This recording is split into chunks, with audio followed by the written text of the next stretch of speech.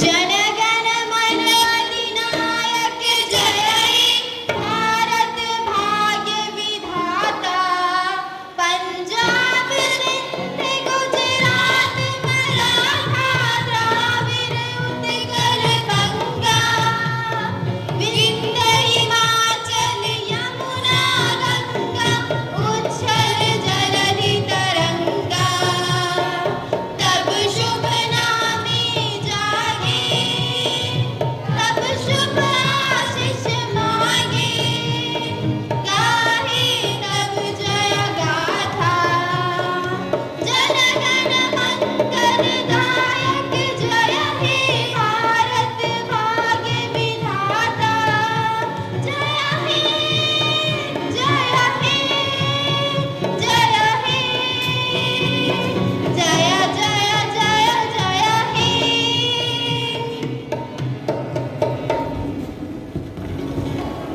Thank you so much, Mudasra and group.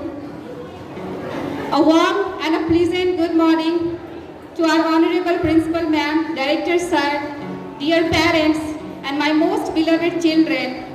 This is Eva Khan, your host for today, and I welcome all the parents from the bottom of my heart who came here and gave us their precious time. I know your time is very valuable, but thank you so much for coming. And before starting this program, I would like to call Honorable Ma'am on our stage to honor Dr. Mr. Sanjeev Kumar by giving him a bouquet of flowers. So please, ma'am, come on the stage. Please give a big round of applause for our Honorable Ma'am. And Sanjeev sir, please, a big round of applause. तालियों में कमी नहीं कीजिएगा. Please, a big round of applause for ma'am and sir, please.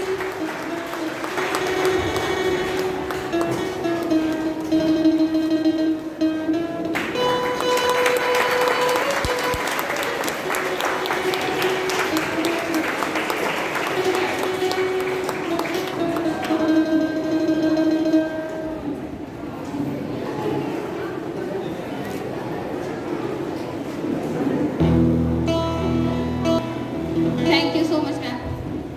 Now, today's program has been as organized to the career and personality development of our children, which is very important and which is going to be led by Sanjeev Kumar, who is our chief guest, who is known as a motivational speaker, a trainer, and a coach also, who is on a mission of inspiring people, who is on a mission on inspiring students and people to push to their aim, success and their limits. And we are very thankful to Mr. Sanjeev sir for coming to our school, and from the bottom of us Angel Parivar, we are very thankful. After a hard work of many weeks and months, we have the opportunity, we got the opportunity to have sir in our school. So, a very thankful from the bottom of our heart, angel परिवार की तरफ से Sanjeev sir को तहे दिल से शुक्रिया अदा करती हूँ to come our school and honor us. So,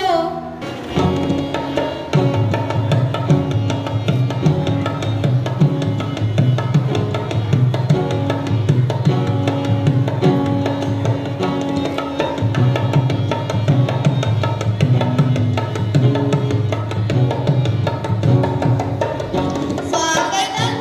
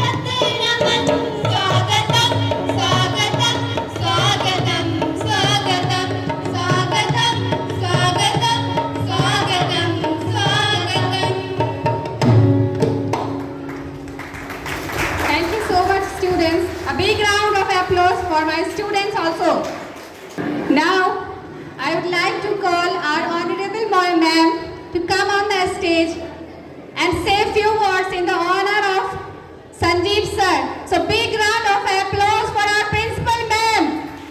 A big clap for our principal ma'am and Sanjeev sir. A big clap. Keep clapping everybody. Thank you so much.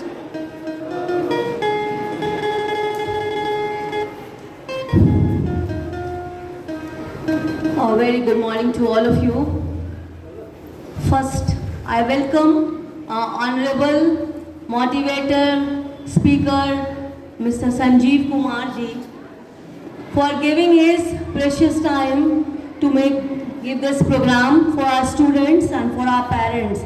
I welcome all my parents also that they have also given their precious time for the benefit of their wards, children's, and these programs we have conducted in order to build up the career of the students. As you can see here, Nirman. Nirman means to build up. How to build up the career? Before this, we have organized many programs, but this is especially for our children, because in this area the children are being diverted not in the good ways but in wrong orders. So to motivate about their career, that how to work for their career, we have invited our honorable speaker Mr. Sanjeev Kumar to just motivate the student in building up their career, to show the right path, to show their direction, how they can move for their careers, that in future, how they will build their life. And you must know that why motivation is important. You all know why motivation is important? It is important because it gives the right direction, how you utilize your time in your life, because there is only 24 hours in a day. But if any student achieve anything, that means if he complete UPSC or IIT or any high post, he also get 24 hours only. But how he does, how he compete, how he utilize that word, how he utilize their time. But और आम बच्चे वो उस time को properly नहीं utilise कर पाते हैं, और what is the result? They just pass on their time and they do nothing in their life. So how you utilize your time, because in your life many ups and downs comes and you have to face it, because in today's era we the teachers are not allowed to hit the student, we haven't to beat the student, we haven't to torture the student, because these were done in the past. And when our parents, when our teacher used to beat us, scold us, and that time that was a type of motivation they did. But in today's modern era, we are not allowed, because children don't have capacity, they don't have so much stamina. Something happens, because if anybody hits, any part will be damaged, because they don't get that type of food, that type of solid food. Everything there is impurities, there is mixed. So we can boost the student, we can motivate the student through these speeches only. And I can see the many guardians have participated in this, and it is our honor that you all have come for the sake of your words for your children. Now let's see how our speaker Mr. Sanjeev Kumar motivates the students in building up their careers, because this is our first programs we have ever organized, and this is for the benefits of our children and parents, and the problems the parents face in today's era. आजकल parents को भी बहुत ज़्यादा problem face करनी पड़ रही है कि हम बच्चों को कैसे हैंडल करें, हम बच्चों को कैसे उनको मोटिवेट करें कि वो अच्छे से पढ़ाई करें।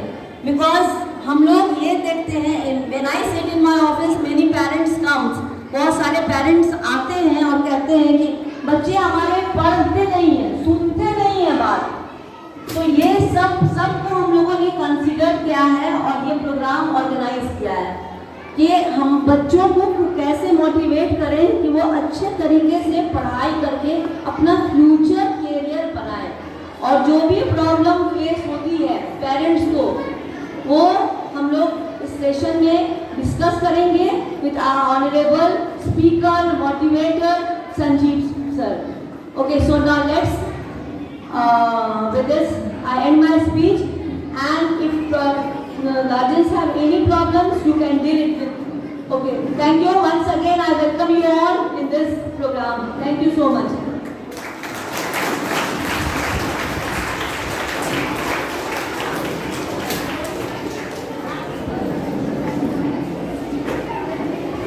Thank you so much, ma'am. It was very good. And after ma'am, I would also like to say a few lines in the honor of Sanjeev sir. Please pay attention towards me also. कि जो दिल के अच्छे हो और जो औरों के बारे में सोचे, खुदा ने ऐसे लोग बहुत कम बनाए हैं। जो दिल के अच्छे हो और औरों के बारे में सोचे, खुदा ने ऐसे लोग बहुत कम बनाए हैं। और जिनको बनाया है आज वो हमारे बीच आए हैं। So a big round of applause for Sanjeev sir. And now the time came that we will have the honor of listening our Sanjeev sir. So please a big round of applause for Sanjeev sir. Please come on the stage and motivate our students. A big round of applause for our Sanjeev sir, please. Please keep clapping. Keep clapping. Hello, good morning everyone. सबसे पहले तो मैं principal ma'am का thank you बोलूँगा कि उन्होंने इतना सम्मान दिया, और सर डॉक्टर सर जो यहाँ पे है उनको बहुत बहुत धन्यवाद कि उन्होंने इतना सम्मान से मुझे आज यहाँ पे आमंत्रण दिया है। और कि मेरे सौभाग्य की बात है कि मैं आज इस स्कूल में आप लोगों के साथ हूँ और आप लोगों के साथ कुछ बातें करूँगा। दोस्तों, यहाँ पे पेरेंट्स भी हैं, बच्चे भी हैं। मैं आप सबों का स्वागत करता हूँ। जितने पेरेंट्स हैं, जितने बच्चे हैं और बड़े प्यारे बड़े बच्चे सब हैं। आज का सेशन जो होगा दोस्तों, ये तो सेशन है, हम लोग मैं कुछ सिखाने आपको नहीं आया हूँ, ना कुछ पढ़ाने आया हूँ। मैं तो बस इतना बताऊँगा कि पढ़ना कैसे है। और ये 1-to-1 सेशन होगा, एक तरफ का सेशन मेरे तरफ से नहीं चलेगा। आप जहाँ भी चाहें बीच में हमसे बात कर सकते हैं, हम आपस में बात करेंगे। और एक साथ एक शुरुआत हम लोग पहले करते हैं, जैसे स्लाइड में शो कर देता हूँ आप लोगों को। और एक चीज़ देखेंगे दोस्तों कि हम लोग की ज़िंदगी में हर किसी को जो भी बच्चे हैं, बड़े हैं, हर कोई चाहता है सफल होना। और सफलता ही जो है हमारी ज़िंदगी का मेन आधार होता है। तो सफल होने के लिए क्या क्या चाहिए? हेलो, सफल होने के लिए क्या क्या चाहिए, इस पर हम लोग बात करते हैं। जस्ट याद रखिए दोस्तों, एक बहुत बड़ी चीज़ है कि दुनिया में लोग कहते हैं कि बहुत लोग ये कहते हैं कि ये अनपढ़ है, वो अनपढ़ है, उसको पढ़ना नहीं आता है। तो मैं ये कहता हूँ, अनपढ़ वो नहीं जिसे पढ़ना नहीं आता है, अनपढ़ वो नहीं है जिसे पढ़ना नहीं आता है, अनपढ़ तो वो है जो सीखना नहीं चाहता है। जो सीखना नहीं चाहता वो अनपढ़ है, पढ़ने वाले अनपढ़ हो जाते हैं।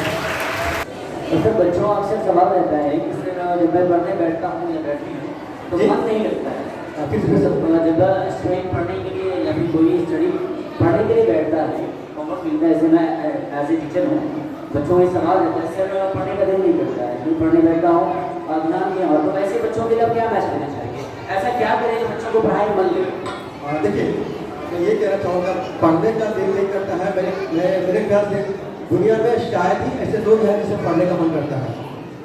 आपको ये चीज़ याद रखिए कि जो चीज़ आपको मन करता है वो आपको नीचे लेके जाता है, और दुनिया में जिसका मन नहीं करता है वो करेंगे आप ऊंचे को बढ़ जाएंगे।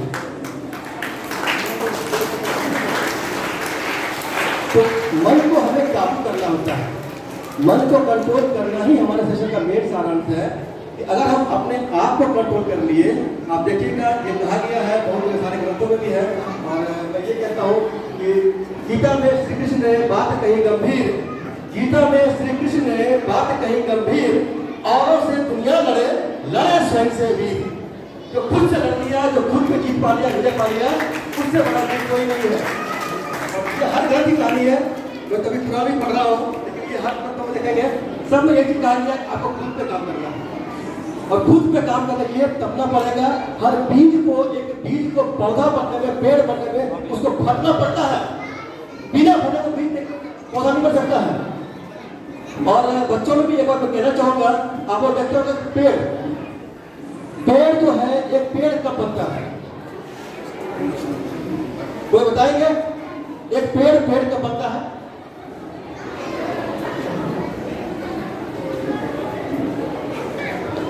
When it gets proper nutrition, when it gets proper nutrition from the soil, then it becomes a tree.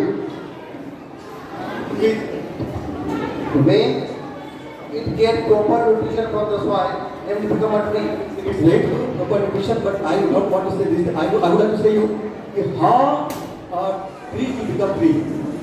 सबसे पहले मैं फिर से हिंदी बोलता हूँ आपको, तो पेड़ कब बनता है? जब वो पेड़ का डाल कट के जमीन में गिरता है।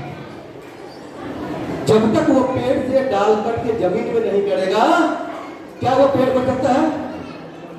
क्या न्यूट्रिशन? आप न्यूट्रिशन तो करेंगे, you can fulfill the nutrition everything, but how? When it established on the earth. जब एक पेड़ से डाल कट के जमीन पे आएगा तो वो पेड़ बन सकता है। मैं वही सारे लोगों से कहना चाहूंगी, आफ्टर 25 साल, अगर 25 साल के बाद अगर आप पेड़ से, यानी कि आपके जो माता पिता हैं उनसे अलग हटके आप कुछ नहीं किए तो आप पेड़ नहीं बन पाओगे, आप जीवन में स्टैब्लिश नहीं हो पाओगे। हो पाएंगे? मेरा कहने मतलब कि माता पिता का पैसा छोड़ना, पैसा छोड़ना मतलब ये नहीं है कि पैसे को चैरिटी कर दीजिए, दान दे दीजिए। वो सारे माता पिता के जो पैसे हैं आपके ही हैं और किसी और के काम नहीं आएंगे, लेकिन आपको अपने ऊपर खड़ा होना पड़ेगा। आपके पास बहुत सारा, मान लीजिए कि आपके परिवार का दिया हुआ है, लेकिन वो बाल्टी अगर भरी हुई है, नीचे छेद है, तो वो बाल्टी खाली तो होगी, आपको उसमें इनपुट करना पड़ेगा। इनपुट कैसे करेंगे? जब आप खुद को पेड़ बना देंगे। इसीलिए मैं 25 साल का समय बोल रहा हूँ कि 25 साल के बाद आपको खुद को पेड़ बनाना पड़ेगा। मालूम पड़ा भोले हो गए, पेड़ बन ही नहीं पाया। देखिए मैं समाज में आज भी 40 साल 50 साल लोग ऐसे हैं जो बेमकसद जी रहे हैं, उनका कोई मकसद नहीं है। सुबह उठा, चाय दुकान पर चाय पिया, तो बोलो टहला यहाँ वहाँ फिर गया हमारा, रात में घूम फिर के आ गया। और मोबाइल साधन है, मोबाइल से तो टाइम पास करना कितना ईजी हो गया है। 15-15 सेकंड का टिकटॉक चलता है और टाइम कैसे निकलता है पता नहीं चलता। So could you describe how could a student reach success in their life? Do you have any strategy for a student? Do you have any pouch? Then a student can use that to achieve their success in their life. To be successful in life, we have to follow 5 things basically. You can say 5 C's. 5 C's are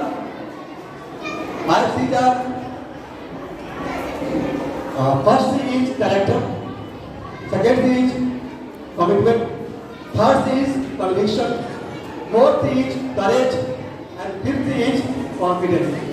If you have these 5 C's, anyone can achieve in their life a very high stages. Whatever you are studying in the school, colleges, everywhere, क्या आप जितने भी पढ़ते हैं आपके जीवन में सब काम आता है? वो सब आप एक पर्टिकुलर जब जॉब करेंगे उसके बाद आपको अलग होना पड़ेगा। ये सारी पढ़ाई आपको काम आती है, लेकिन जब आप किसी पर्टिकुलर जॉब में हैं, बिजनेस में हैं, आपको उसकी अलग पढ़ाई पढ़नी पड़ेगी। होती है ना? असल पढ़ाई में शुरू होती है अपने कंडीशन। लेकिन अगर आपके अंदर आपका चित्र नहीं है, कैरेक्टर सही नहीं है, अगर आपके पास कॉन्फिडेंस नहीं है, आपके पास कन्विक्शन नहीं है, कोई काम करने का आपके अंदर दृढ़ विश्वास नहीं है, आपके पास साहस नहीं, करेज नहीं है, ये 5C का बहुत बड़ा रोल जीवन में है। आफ्टर स्टडी, विदाउट स्टडी बहुत कुछ आप नहीं कर पाएंगे। बिना स्कूल कॉलेज पास किए हुए बहुत कुछ नहीं कर सकते हैं, लेकिन 100% बनने के लिए मैं चलिए मैं आगे चर्चा आपको ये समझना पड़ेगा, दुनिया में ऐसे करोड़ों बच्चे हैं जिनको स्कूल जाने का मौका नहीं मिल रहा है। वे पत्थर तोड़ के, काम करके, मेहनत करके काम कर रहे हैं। और आप लोग वो खुशनसीब बच्चे हो जिनके माता पिता दुनिया में हैं और वो आपको स्कूल भेज रहे हैं। बिना माता पिता के बहुत सारे ऐसे बच्चे हैं जो कि अभी भी देखिए बहुत कम उम्र से कमाते हैं, लेकिन आप लोग वो खुशनसीब बच्चे हो जिनके माता पिता आपके साथ हैं और आपको स्कूल भेजते हैं।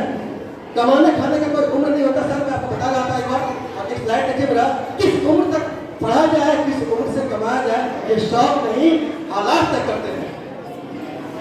किस उम्र तक पढ़ा जाए और किस उम्र से कमाया जाए, ये शौक नहीं हालात तय करते हैं। जो बता रहा हूँ, ये अक्सर जिनके माँ बाप होते हैं वो उनके लिए है, जिनके माँ बाप नहीं है उनको देखिए वो बच्चे कमा रहे हैं, उनके पास वो साधन नहीं है, वो ईटा तोड़े, गिट्टी तोड़े, पत्थर तोड़े, उनको वो अर्न करना पड़ेगा, वो कॉलेज का स्कूल का मूड देख पा रहे हैं।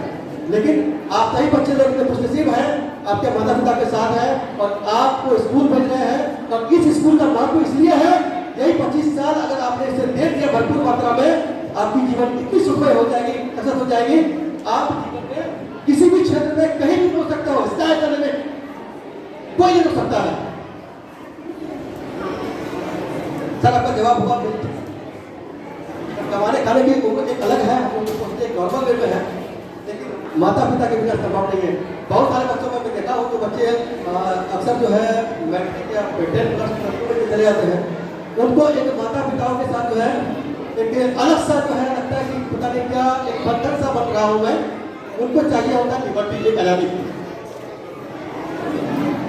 अक्सर ये देखा हुआ है जो बच्चे लोग +2 में चले गए हैं या 11 में 12 में है, 10 क्लास के बाद ही उनको लगता है कि मैं परदेश में हूँ, मेरे माता पिता जो है मुझे बांध के रखते हैं। मैं उनको सिखाना चाहूँगा, बताना चाहूँगा कि इसके लिए एक डिसिप्लिन का बहुत बड़ा रोल होता है। जिंदगी में अगर आपके पास डिसिप्लिन है तो आप किसी हद तक जा सकते हैं। आप लोग गौर कीजिएगा, आप देखिएगा, अगर जिसके पास डिसिप्लिन नहीं है तो कैसे बिखर के जाता है। जो भी आप ट्रेन पे आप लोग देखा ट्रेन चल रही होती है,